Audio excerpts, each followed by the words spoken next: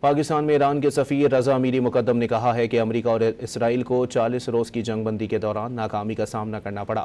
جنگ کے دوران تعلیمی اداروں اور عام شہریوں کو نشانہ بنایا گیا۔ انہوں نے مذاکرات عمل میں فیلڈ مارشل سید عاصم منیر کے کردار کو بہترین اور مثبت قرار دیا۔ ایرانی سفارت خانے میں منعقدہ تقریب سے خطاب کرتے ہوئے رضا میری مقدم نے کہا کہ ایران کو اس بات پر اعتراض ہے کہ امریکہ یورینیم افسودگی پر مکمل پابندی کا مطالبہ کر رہا ہے، جبکہ پرامن مقاصد کے لیے یورینیم کی افسودگی اور جوہری ہتھیاروں میں واضح فرق موجود ہے۔ ایران جوہری ہتھیاروں کو حرام سمجھتا ہے اور اس حوالے سے سپریم لیڈر کا فتویٰ موجود ہے۔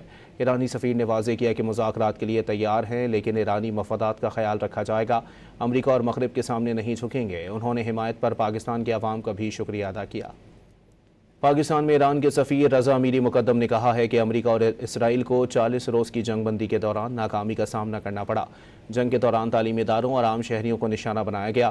انہوں نے مذاکرات عمل میں فیلڈ مارشل سید عاصم منیر کے کردار کو بہترین اور مثبت قرار دیا۔ ایرانی سفارت خانے میں منعقدہ تقریب سے خطاب کرتے ہوئے رضا میری مقدم نے کہا کہ ایران کو اس بات پر اعتراض ہے کہ امریکہ یورینیم افسودگی پر مکمل پابندی کا مطالبہ کر رہا ہے، جبکہ پرامن مقاصد کے لیے یورینیم کی افسودگی اور جوہری ہتھیاروں میں واضح فرق موجود ہے۔ ایران جوہری ہتھیاروں کو حرام سمجھتا ہے اور اس حوالے سے سپریم لیڈر کا فتویٰ موجود ہے۔ ایرانی سفیر نے واضح کیا کہ مذاکرات کے لیے تیار ہیں، لیکن ایرانی مفادات کا خیال رکھا جائے گا۔ امریکہ اور مغرب کے سامنے نہیں جھکیں گے۔ انہوں نے حمایت پر پاکستان کے عوام کا بھی شکریہ ادا کیا۔